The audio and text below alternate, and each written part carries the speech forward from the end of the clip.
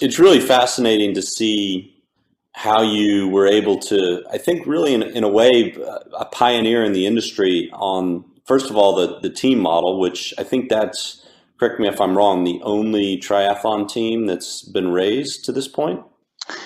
Well, there was some. I think there was amateur. I mean, Timex team has been around forever. I think there was some. There was a team called. It was before my time. It was called J. David or something like that. It was an investment guy. I think it imploded pretty. Pretty early on in its after its conception. But yeah, I think the try to buy model at that point was pretty unique because I don't think it had ever been done at that level where you really went out and got the top level pros working under the kind of the same banner. And I mean, the idea really came from I also with the altitude company. I was involved in a project called the Oregon Project, and it was Alberto Salazar had been hired by Phil Knight at the time to kind of help return the U.S. to dominance in distance running. So he had gotten great Nike funding and had built this house in Oregon, and we had converted the whole thing to altitude. And so I got to spend a lot of time with Alberto, and as in the Olympic Games, I was kind of watching the way Nike was, kind of how they branded themselves. I mean, in marathons, similar to triathlon, it's not about teammates winning. It's about the first, three guys crossing the finish line with the swoosh. And so that's kind of how I got the idea of try to buy. It's like, hey, Peter Reed and Tim DeBoom and Chris Lee and Norman Stadler, all these guys on the team, they're going to be competing against each other in the same race. But when you're under kind of a common, group umbrella, it's like it was this very unique bond that the athletes formed. And the team was pretty popular. We were obviously pretty well funded, but at that point we had kind of strategically chosen male and female athletes from, I'd say, like the biggest countries in triathlon at that time. The U.S., Australia, New Zealand, Germany, the U.K. I mean, they were the kind of the leaders in triathlon. So we kind of took kind of the top, male and female in each one of those countries, and then put them under one umbrella. And of course, at that point, Dubai and the Middle East were kind of they weren't as they weren't really in the public eye as much as they are today. I mean, this was before the islands and some of the exotic stuff that's gone on in Dubai. And so yeah, it was sad when it died, but probably the one thing that's always made me smile is that it really spawned a whole bunch of new teams. I think the Commerce Bank team, which was called Dresdner something, that team started the next year. The Abu Dhabi team started. The TBB started. Trek K-Swiss started after that. So I think they all kind of followed in Try to Buy's footsteps. And up till today, the UPlace team, which is probably the biggest team in the modern era right now. So it's it's pioneer. I mean, I think there's still some. I think the team model is, sponsorships always have to kind of be reinvented the way people position their brand. And maybe the team model's been played out a little bit now, but I think there's certainly some, opportunities that haven't been done yet that you could take kind of a team concept and put a little bit of a different spin on it and really make an impact in the sport. But, the professionals ultimately need support. I mean, what they do is incredible. And, they really are the typically the Ironman Hawaii coverage has two things. It's the professionals and it's the human interest stories. And so I think that they've really blended that together, but one doesn't work without the other, in my opinion. So it's one of the things that make the sport really unique is that an age group or an amateur, a first timer, can line up on the same start line as, somebody like Craig Alexander. So that other than like a pro-am in golf, that doesn't really exist in a lot of other sports.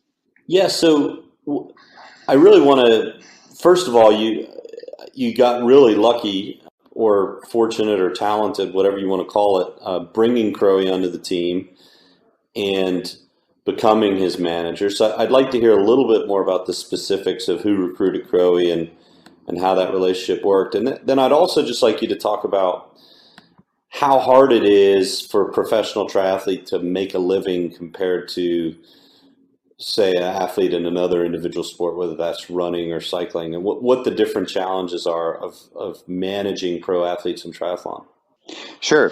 Well, the Crowie kind of recruiting story was pretty interesting. So 2005, we launched the team, and we had a bunch of superstars on the team, and sometimes when you put all the kind of egos together, the chemistry is not quite right. So from between year 1 and year 2, we made a couple changes, and those changes really ended up being being critical in the terms of how the team was gelling in 2006. We hit 2006. We kind of synchronized a uniform, and while still being able to maintain the individual sponsors of the athletes, we were all kind of under this. They were actually the Godolphin horse stables colors is kind of how we chose the colors. But Simon Lessing was on the team, and he had gotten hurt, and we needed a kind of a short course guy to kind of make up for him. And so at that point, Crowie was winning Chicago's, and he had won Lifetime Fitness the year before, which was the biggest prize purse in 2005, that kind of the Battle of the Sexes race they had there. And so he was really, kind of starting to dominate in that half distance and short course non-drafting series. I think it was the Chicago's and LA's back then. And anyway, a guy named Tony DeBoom, former pro triathlete, was the director sportif of the team, and I'd kind of brought Tony on to kind of teach me the ins and outs. I didn't know, a lot back then about the ins and outs of the pro athlete life, and Tony, as a former pro, really taught me a lot. But that 2006, that same weekend, which has been around forever, they have two just classic big races, Wildflower and St. Croix, two legendary races. And we had a bunch of athletes racing Wildflower, which was on a Saturday, and we had 2 or 3 athletes racing on a Sunday in St. Croix. And Tony pulled potentially one of the greatest moves ever, where he actually was able to get to both of those races. So he got out to Wildflower, watched the race. I think I can't remember who won that year, but they'd crossed the finish line. Tony connected to the airport night flight, got into St. Croix midnight the night before the race, simply so we could recruit Crowie. We knew he was racing down there, and we had Cam Brown and Lisa Bentley, I believe, and maybe Peter Reed racing that one.